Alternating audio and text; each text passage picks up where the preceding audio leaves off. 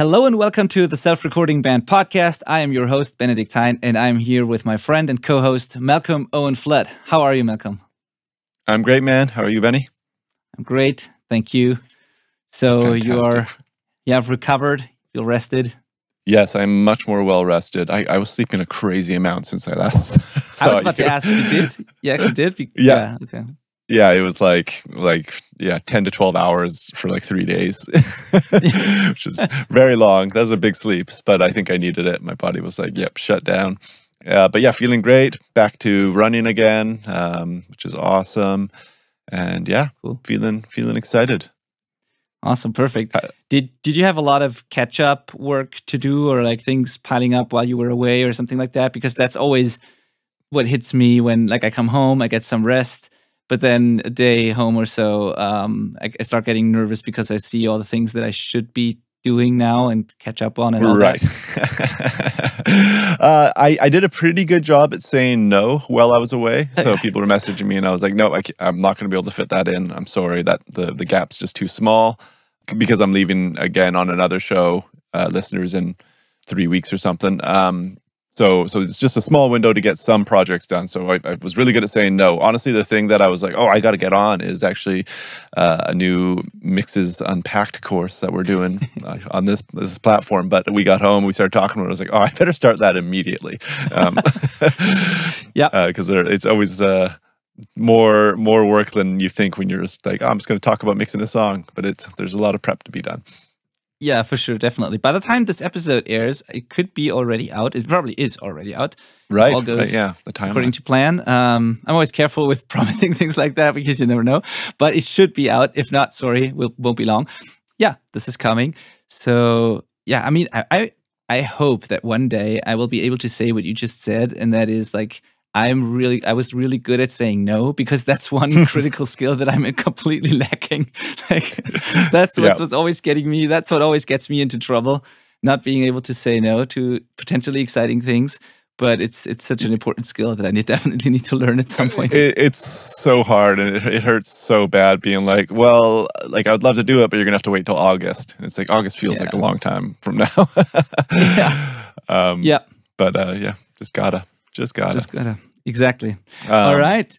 I want to do one shameless plug here, because we're on a roll here. So if you have listened to the intro of this podcast before, you have heard my Band of Rascals playing as the theme music, and we're just having like this weird, freakish good luck streak here, where our monthly listeners on Spotify have just been climbing every month. And as of today, we hit an all-new high at 40,150 monthly listeners, which is up from like 14,000. So wow. It's more than doubled by quite a bit already. So I wanted to mention it on here so that people go listen to us, and we just like, let's give this thing some momentum. Yeah, for sure. I find that fascinating. Is it even higher than it was when you were still active? Like, yes. So I think our peak was 32,000 or 34,000. I can't really remember, around there, for an all-time high when we were like at our busiest. So all of a sudden, for no reason, after a few years of dormancy.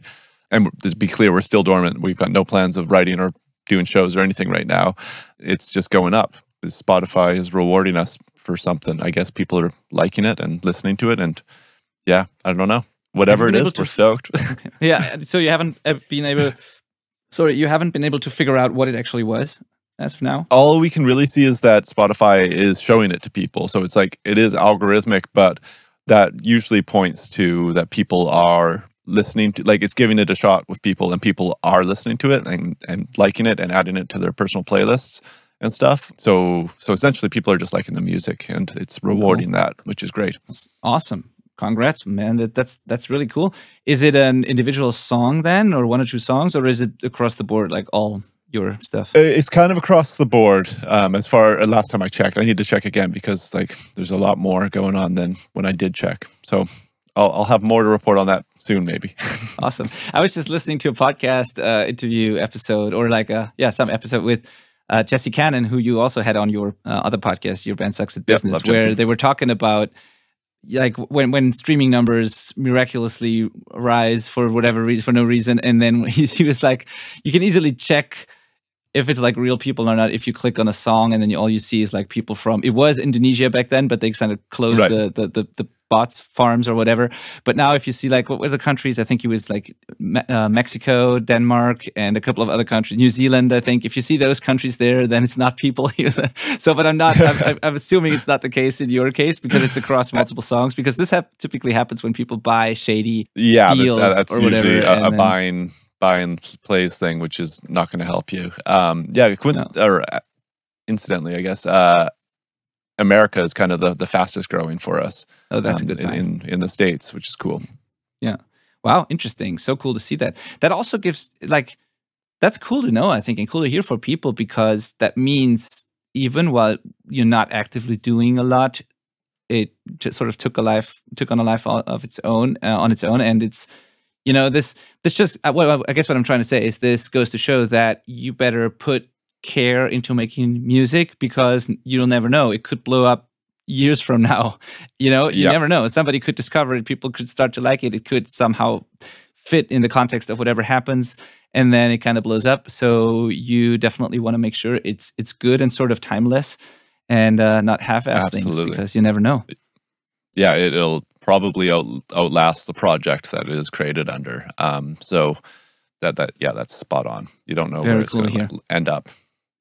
Perfect. All right. So before we dive into today's episode, I want to say something too, and that is, I haven't talked about it too much on the podcast lately, and I have to do it more often, because people probably know that I'm offering coaching at this point, but for some reason, I've seen a dip in like the free calls that I'm doing at the moment, whilst having seen a rise in podcast listeners. So I'm not talking about it often enough. And I, once again, want to say that I offer free coaching sessions, free one-on-one calls with me, where you can get feedback on your recordings, a roadmap with steps that you can take to further improve your recordings, your overall production quality, and a roadmap to reaching your goals as an artist. It's completely free, no strings attached. We can jump on a call, talk for an hour, and we can see we can find out where you are, where you want to go, and whether or not I can help you get there. And I really want people to take advantage of that, because I enjoy these conversations. I learn a lot about our community. I can help people on the spot, and every single person on this call was really happy and got a lot out of it. I know that because I'm always asking. And so, please go to theselfrecordingband.com/call and schedule a call. Worst thing that could happen is that we talk for an hour and you learn something. So yeah. I don't think I knew that your free calls were an hour. I think I thought they were like 15 minutes. Nope, an hour long. That's incredible. And it blows my mind that people wouldn't be taking you up on that, because they listen to us chat for an hour every week. So imagine you get your own, pretty much. You get your Benny without me interrupting. It's really, it's so much fun. It's, I learn a lot from these calls, obviously, too, which helps us make better content and all that. And obviously, it's meant for you to learn something. And so go to theselfrecordingband.com/call. There is a little bit of an application process there that you have to go through, because I only want people who really take it seriously and who also who will show up on these calls, because I'm there every single time, guaranteed. And I don't want no-shows, so I want people to be there. But that's the only requirement. It doesn't cost anything except for filling out a form and then jumping on a call with me. Do it. All right.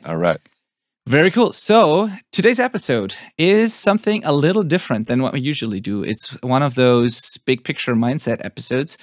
And the idea came from me seeing a post. There is a pop producer called Mark Eckert that I've been following for a while now. He's a substitute co-host on another podcast that I listen to. Anyway, he's a pop producer. He also runs a sync licensing company. And I saw a post that he made where he addressed the problem of like where people are feeling uninspired, or they don't feel creative. They feel like they don't know what they should write about. They feel like they're running out of ideas. And he made a video and posted it on Instagram and talked about this problem, because I wanted to talk about this because I found his video pretty cool, and I wanted to talk about this topic because from my conversations that I have with people on the coaching calls or in my actual coaching program, I know from conversations with people in our community also, I know that this is a true problem for a lot of people. And I've experienced that myself too, that sometimes we just don't know what we should write about, or we get stuck in the same topics over and over again, or we have to sort of try and force ideas or try to manufacture a plan where we want to switch our in the style or genre that we're in or whatever, or we feel like we have to reinvent ourselves or our sounds. And so this can be a true problem. And I think that authentic art is what resonates with people, and that is always art that comes from your personal experiences, from things you have experienced, seen, whatever in your life, talked about, heard about, read about. And it comes from how you see the world, from speaking your truth. So basically, the topic of this episode title could be that this is a quote that Mark used in this video: art is an expression of life, so go and experience some life. And I want to talk about that. And I want to give you, and so Malcolm and I want to give you a couple of ideas that you can implement to solve this problem, to get your creativity back, to feel inspired again, and to draw from the experiences and everything that happens around you, basically, and how you can actually do that and get out of your bubble in a way. So I hope this makes sense. Absolutely. It's a long-winded way of saying that we're going to talk about writer's block, maybe. Yep. And so let's get into this. Yeah, absolutely. Yeah, I think more than ever, people have maybe been living in their rooms for a couple of years now. So if you're feeling stuck, it's not really a big surprise. So I hope this helps. Yes, totally. I hope so too. And it kind of helped me even think about this and prepare this episode because I feel like that too, just like every other person. So I spend a lot of time in my studio. I kind of have two full-time things here that I do, the mixing and the coaching, and spend a lot of time alone in my room. I talk to people. Thankfully, like I have these conversations, so I'm not entirely isolated, but I'm not as active in my community or scene or whatever as I was back then when I was still in a band and organizing shows and all of that. So, and I also need to actively make time for things outside of music, because if I don't do that, I kind of default to just thinking, talking, and working on music all day, like thinking about, talking about, and working on music all day. And this has led me to points where I've just felt stuck and I felt uninspired, and I needed to get out and do something else just in order to get some perspective, get some new, things that I could use in my work. Yeah. I'd say the first thing. Sorry, go ahead. Yeah, sorry. So I was going to say, I kind of have the perfect analogy, which is going to just drive our audience mental. But what if we relate it to running? We don't talk about running enough on this podcast. It's in the outline. Well, yes, you talk about running for a different reason. But because you said you're kind of living in music all day, every day. And I think there's probably somebody listening to this podcast that thinks that is a good thing, and that's going to help them output as much art and have inspiration, and just if you're living in music all day long. But if we relate it to running, and if you were to just run all day, every day, you're going to get really sore and eventually injured, and then you can't run at all until you rest. Right? So that is kind of the cycle that does happen in music as well. If you don't get out there and kind of fill your life with other experiences and give your mind room to develop ideas and all of these things that we're going to talk about today, you're going to just hit a block and have no inspiration or energy to create with. And then what do you know? No new music will come out of you. Yes, absolutely. I love the way that Mark puts it in his little video that he posted, where he was like, maybe hang out here less and hang out here more. And when he said the first sentence, he showed the studio, and in the second part of the sentence, he showed nature and a river or whatever outside. And then he said, maybe spend less time with this, showing guitars, spend more time with that, showing his dog, So this is exactly what you're talking about, just seeing and experiencing things outside of music and actively doing that and making time for that is really, really crucial. So the first thing on our list here is, and that is something that I think a lot of creatives are struggling with. If you're an introvert, which a lot of us are, if you the fact that you like sitting in front of the computer for hours and creating music and doing all of that, it probably could be a sign that you are at least some sort of introvert or have a tendency like that. I certainly have. I'm perfectly happy without people around me for long periods of time, so I don't get bored. I have plenty of things to do. I need to sort of make myself go out. I enjoy it when I do, but I'm totally fine by myself. So, and a lot of us are. So if you are an introvert, maybe leave your comfort zone and connect with people actively. Nice side effect of that will be not only inspiration and seeing something else, but also connections with other people, collaborations, unexpected potential opportunities. There's a lot to be gained by just leaving your comfort zone, reaching out to people, either personally or just over the internet for starters. Like, just reach out and talk to other humans and get new perspectives. I think that is something that a lot of us need to do more often, especially maybe now after this whole COVID thing where we were isolated in front of the computers even more. And for introverts, this could lead to like a real isolation problem without you even noticing. So, absolutely, yep. Yeah, nothing really to add. Just getting outside of your comfort zone is kind of the key phrase there, and that can be in small steps, like joining our Facebook community. If you're not already in there, you could make a connection in there that leads to some exciting new music opportunities for you. Or if you want to go bigger, getting out to a show and meeting some more musicians in your community, stuff like that. And then on the flip side, it doesn't have to be music related at all. You could just go and to the dog park and meet somebody there, and it doesn't have to be music related. It was the big thing with stress. Yeah, absolutely. Now for the next one, I'd love to hear your thoughts on that, Malcolm. And this is, I personally love routines so much so that maybe I'm going too far in some parts of my life. Like I have routines and habits and processes and structures around everything, even my personal life, which maybe is a little crazy, but I just love routines because they give me, I do that because I feel like I can be more, we've talked about that on other episodes, but I feel like I can be even more creative and do better work and focus more if I sort of systemize all the stuff that just has to be done. That being said, sometimes I need to switch it up still. And I need to get rid of some routines, even if they're good ones. I need to, even if it's just for a while, I need to get rid of them, try something new, just because I find myself doing the same things over and over again. And that can, I don't know, I think that can be detrimental to creativity. This can lead to, feeling uninspired or feeling like you've created yourself a 9-to-5 or something that you actually don't want or whatever, or like too much structure. So as much as I love routines, I also have to sometimes break them and completely do something completely different, even if it feels weird at the beginning. But what happens is I might go back to my routines, but this short break from that interrupt, basically that pattern interrupt that happens is like always beneficial. And I'm more excited to be working again after that. And but I don't know, maybe that's just me. Do you feel like that too? Do you sometimes completely ignore some of your rhythms or routines or habits or entirely replace them with new ones? Or do you just keep everything the same because it works and you don't want to touch it?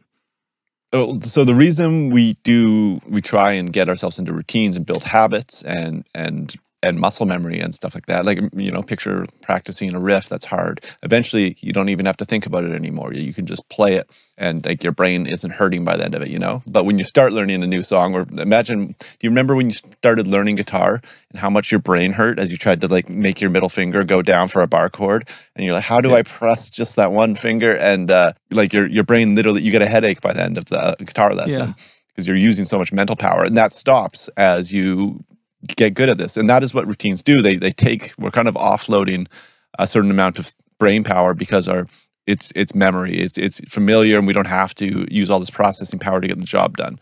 And that is really great, except for when we need to use it for something like songwriting. It's kind of the opposite. We need our brain to engage. We want to use like as much processing power as we can. So I totally agree. I've got like certain things I like to break up. Like anytime I go for a run, can't believe it, we're talking about running again.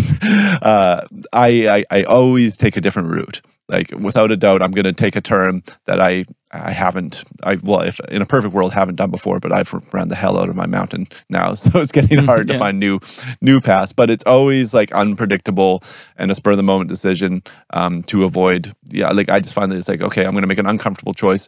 I don't know where this trail is going to take me and how long it's going to take me, but let's just see it through. Stuff like that I really like doing. I do this all over the place, actually, and it's super weird. Like I'll try and park in a new parking spot, so I have to take a different walk to my grocery store or whatever. Little decisions like that doing laundry, I'm going to not put my socks away first this time. I'm going to, and sometimes I'll switch drawers. Like my underwear now goes on the opposite side. My socks go on the other side. Like weird shit like that. I'm constantly trying to kind of wake my brain up in these little moments. I swear it helps me, but maybe I'm just crazy as well. Absolutely. Do you know, because when you're talking about like laundry and stuff at home, do you know the feeling of when you rearrange something, even something minor in a room? It's the same items, the same room, nothing new, but you rearrange things and you go somewhere and you come back in and it feels like you've renovated the house or something. It just feels, you just like your home more for whatever reason, and it just feels good just because things are different. Because as you say, your brain wakes up and all of a sudden you see your actual items that you like, and and you haven't seen them before in a weird way. Totally. Absolutely. Honestly, I heard that doing stuff like this was good for kind of combating Alzheimer's. That's like my main reason that I started doing stuff like this. But I think it has other benefits too. Yeah, totally. And I think it has positive side effects on creativity and making music, because you just, as you say, you wake your brain up, you see things differently.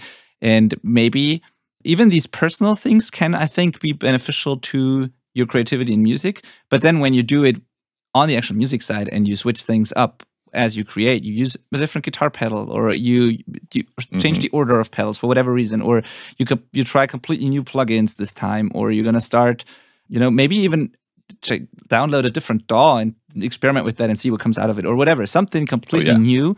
Not every time, because that would be like wildly inefficient and weird, but like every now and again, doing something like that could give you a little boost in your creativity and inspiration, maybe. Yeah, hopefully. Absolutely. Yeah, I assume you do that in mixing too, when you like maybe try a new plugin or just get rid of an entire chain and try something you've never done or whatever.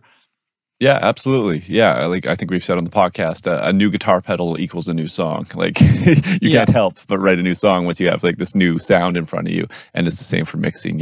Those, anytime you get stuck, if you just introduce a new element, it's probably going to help you overcome that. Yeah, for sure. And when it comes to, because we want to talk about things outside of music, what I think what you could also do is just maybe change the time you work on music. Maybe if you want to get inspiration from outside, and that you can take into, that you can use then in your music making, maybe just switch it from, instead of making music at night, maybe go out tonight and meet people and be somewhere, and then maybe do that on a Friday night where you would usually make music maybe, and then instead of that, start making music Saturday morning after that experience or whatever, just changing the routine around that and replacing some habits with others. So okay, cool. Now, the next one, unfortunately, is going to be about running because it's about finding a hobby that both helps you clear your mind and challenges you physically and or emotionally or mentally, which for me is running. What I mean by that is that you should have something outside of music that is just as, or maybe not just as, but also fascinating to you, that you love. Many people will have one thing that they absolutely love the most and are most passionate about, but maybe you can find another thing that you really like doing and that you really like putting energy into. And ideally, it's something that's also a little bit challenging, that helps you clear your mind, that helps you focus on this one thing, that helps you forget about music. And you can take the lessons learned in that and apply it to music, and vice versa. You can learn about yourself, about how you deal with certain challenges. Maybe that's the big thing about running for me. Is part of this is this mental challenge. It's physically challenging, but it's also mentally challenging. And every time I overcome something hard when I run, I can use that in other areas of my life. It's a weird way of, I don't know, it just helps. So it doesn't have to be running, but maybe you can find some other hobby that's challenging, either physically or mentally or both, or emotionally, and you'll learn. It will be hard, but you'll learn a lot, and that will definitely influence how you do other creative things. At least I believe so. Mm-hmm. Absolutely. I think it's helpful to have a second obsession, sort of. Yeah, 100%. Because if music is your only obsession and you're obsessed to the point where you're listening to this podcast, which you all are, you're all obsessed with music, by the way, if you hadn't noticed, it's really easy for it to get to kind of an unhealthy level. So I think having another hobby that is more just for fun or more just for like mental relief or whatever it is really important, because I think the people that listen to this podcast tend to take music very seriously, which is great. But you also you don't want it so serious that you're not enjoying it anymore. So yeah, running's also for me. Obviously, that's very clear by now, I think. But I'm sure you can find something. And I totally encourage you too. So if music's the only medicine that you've got, you should experiment until you find a second one. Yeah. And it could be all sorts of things. It's just like, as like Brian Hood, who we both know, who roasts his own coffee, and many people do. That could be something, it could be gardening, could be whatever. Something doesn't have to be a sport, but just try and find something else. Yep, totally. All right, cool. Now, what else do we have here? Yeah, that's a general one, but I think an important one, and that is I wrote down pay attention and be mindful, because there's, I think even if you don't do any of the things we were talking about, if you do the same things that you've always done, I think even then you could discover new things if you just pay close attention to what is actually happening and if you're mindful, because a lot of things are happening around you all day probably. Even if you're like just going to the grocery store, you're probably doing something outside of music or your home, but it's just not very exciting things maybe. But even then, things are happening around you. Could be nature, could be people, could be conversations that are happening, could be, something going on in politics or society, relationships, your own emotions, whatever. Things are happening all the time, but you might not recognize that they are happening. And if you pay close attention to what's actually happening and to how you react to that, could give you new inspiration, new insights. You learn about yourself, maybe. You learn something about yourself. I don't know. I find that this is a very interesting practice. I do that like very often actually now. And meditation was sort of what got me into this, where I try to, not only when I meditate, I try to be mindful and pay attention, but also I try to do the same thing when I'm standing in line at the grocery store. I try to really see what is actually happening. Like what clothes are people wearing? What are people doing? Like I don't know. What's the weather outside? What does this tree actually look like, or whatever? It's things we just usually see but don't pay attention to. I try to really see them, and it's kind of fascinating if you do that.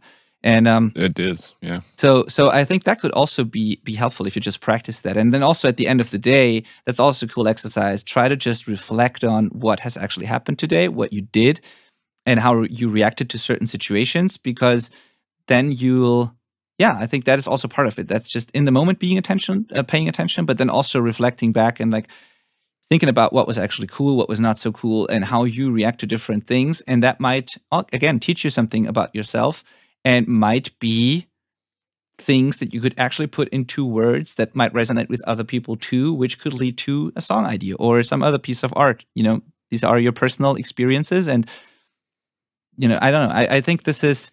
Yeah, I don't know. This works. It works for me, and I think you should at least try it. You should give it a try. It's a cool exercise.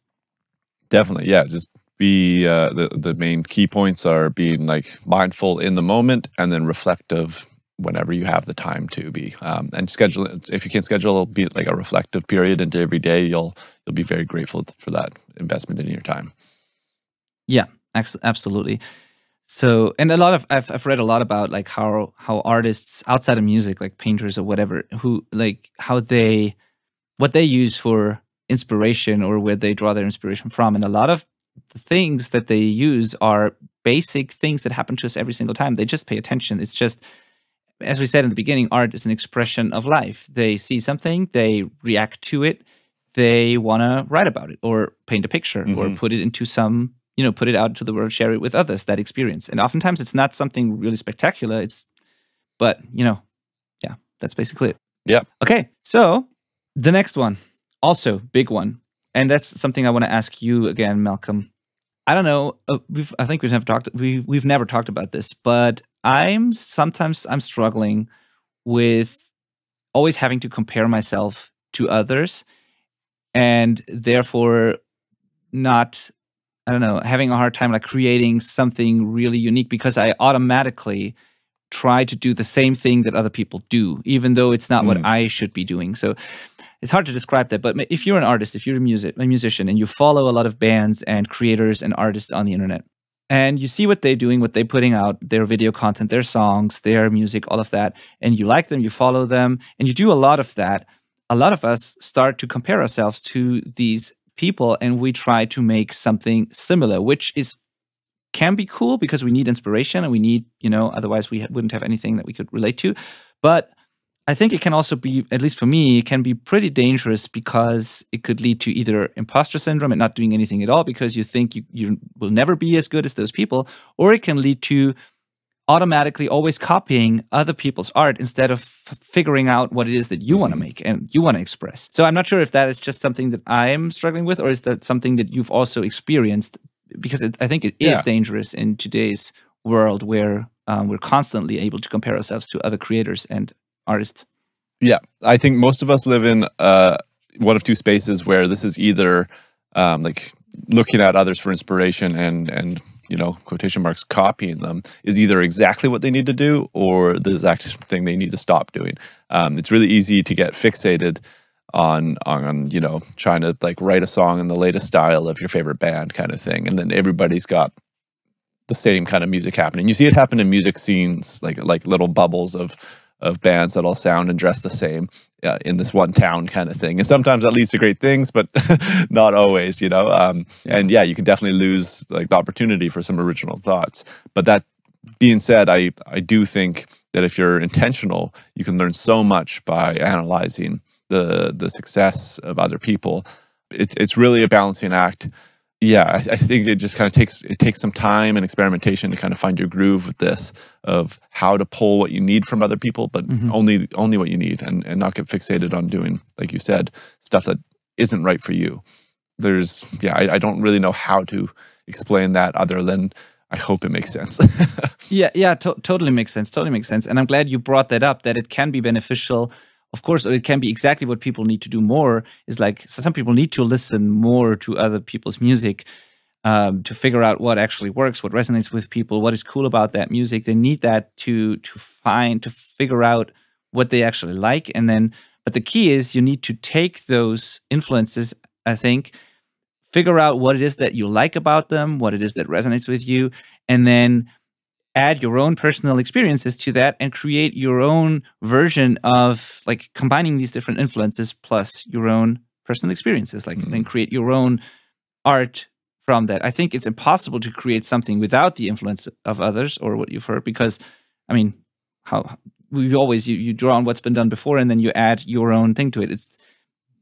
I think I've interviewed Greg Benedikt once on my other podcast. He's a genius. He says, he's a songwriter as well. And he says that if you would try to make something entirely new that has nothing to do with anything that anybody's ever heard, then chances are like it's very unlikely that anybody would like that because it's not relatable. We've never heard that before. So we won't remember any emotions or experiences or anything else. So it's like, what should we do with this? So it's cool that we take inspiration from other artists and we observe what they do, we figure out what we like, but it's important to then turn this into our own thing and add our own personal experiences and not just try and be another, like a copy of that, basically, because A, it will never be as good as the original, and B, it's not authentic and not yours, and it's gonna be uninspired, and it's not gonna feel very creative.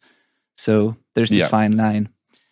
And it's very easy to go through like a phase as well, where you think this is what you want to be doing, and then once it's all done, you're like, okay, I don't know why we went down this road for so long. Totally. And part of it, I think, is also the paying attention thing, the being mindful and paying attention thing, because even if you've been listening to a certain artist for a while, maybe you need to pay attention more to some of the details. Maybe try to think about what you actually like about that song that you listen to all the time. Why is that cool? What does it make you feel? And just try and experience the music maybe differently. Try to get a new perspective or something, because then you can, once you figure out what it is that works with you, that you like about this, maybe you can add those elements to your own music, but not necessarily the whole thing. And I think this switching perspectives and really experiencing the music and what it does to you is more important than the actual techniques or chords or whatever. It's like figuring out why this song ends up being on your playlist every single day. Right. Yeah. I think, again, this kind of goes back to being introspective and reflecting on what's happening and what you're writing and stuff like that. I think the best songwriters I know can tell you who influenced the song that they just showed me. They're like, yeah, I was thinking about Hotel California when I wrote this one, kind of thing. It's like, okay, it was intentional, to draw on that style, not just you happen to be listening to the Eagles and you accidentally ripped off Hotel California. It's going to be better if it's an intentional inspiration. Yes, totally. And, it all happened to us at some point where we wrote, and that's totally okay, but like it's sometimes hilarious when you write a song and you're really excited about it and you think it's the best thing ever, only to discover 2 weeks later that it's the exact same riff that another band used, and you subconsciously, whatever, you copied that and you didn't realize that it is the exact thing, and then it's so disappointing because you can't use it. I mean, that's happened a lot to me, where I wrote something and I totally thought it was mine, but it was a complete rip-off of some other song, and I didn't even notice while I was doing it. So right. Yeah. I mean, but that's cool when that happens, and then you just, again, what did you like about this? Maybe you can make another version of that is yours. And, Yeah, there's something to be pulled from it for sure. Yeah.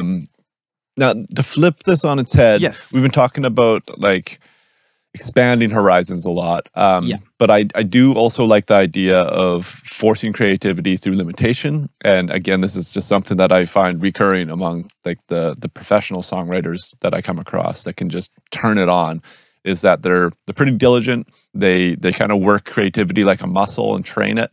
And kind of force creativity through limitation is a great way of doing that. So they might say, okay, I got 30 minutes to write a song, or maybe it's just write a hook, or maybe it's 30 minutes to write like as many hooks as I can, or even better, the whole band's in on it and they split off into splinter groups and they all have to go write a hook, and then they bring it back, and whoever writes the one they think is the best, that's their next song idea.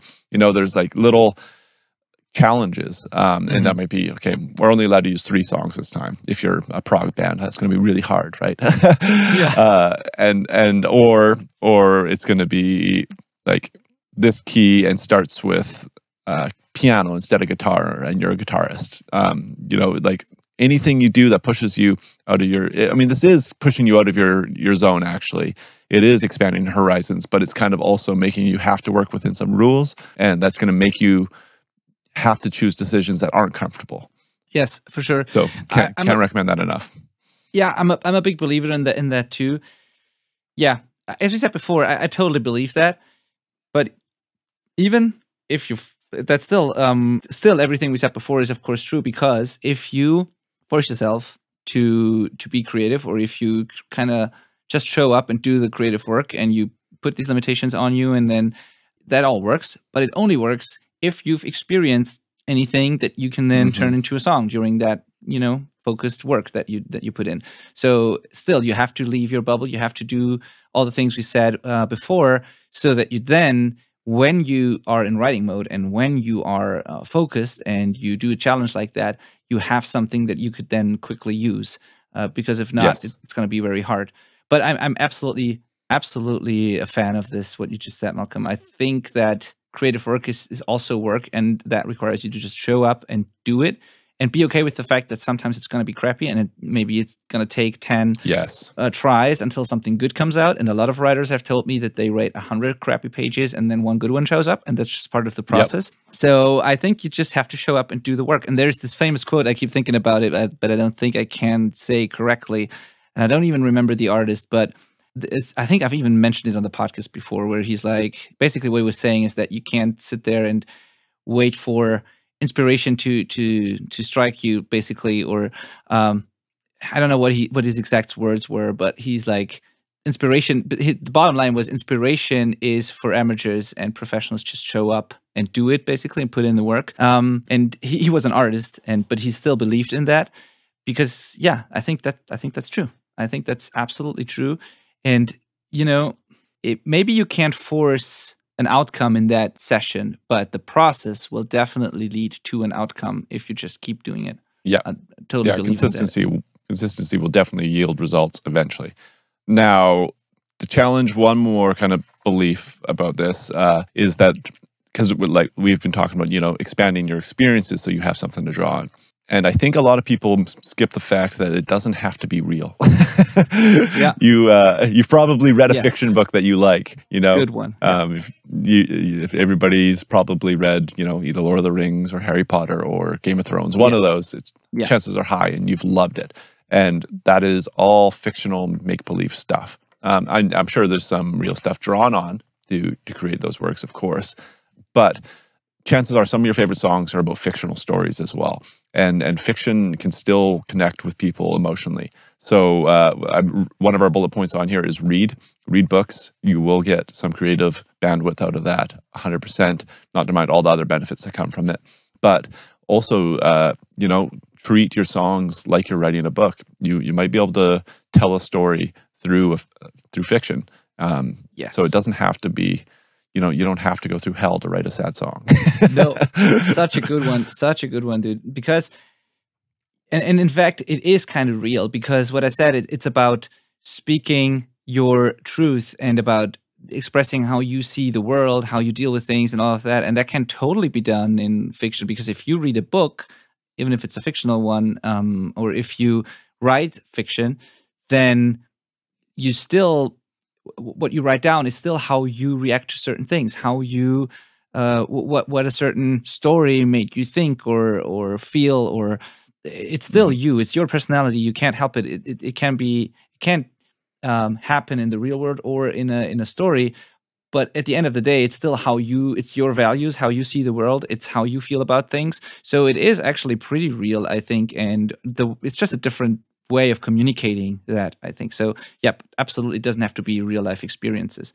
And that is maybe very helpful for some people who have a hard time going out and who are introverts, maybe, because if you can't really do that, but you can experience things by reading books or watching movies or whatever, then a whole world of like emotions and thoughts and feelings will open up that you can use and put into your own words and use in your stories that you're telling. So yeah, you might not be comfortable sharing your own experiences too. You might want to keep stuff private to yourself. So this allows you to still output a different type of story.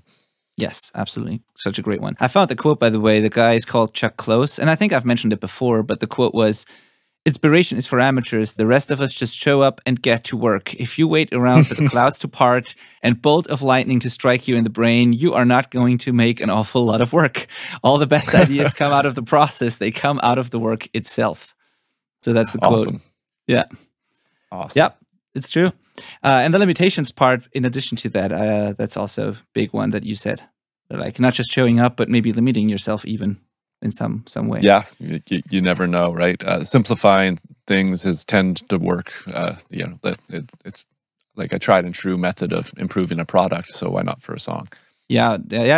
Business is the same thing. Business is also, I don't talk a lot about this obviously on this podcast, but it's a creative thing actually to build a business, especially in the creative industry like we are. But it's the same thing. There's this cool exercise that you can do where it's like, just pretend you've lost everything, all your money, everything you've ever had, every platform, every website.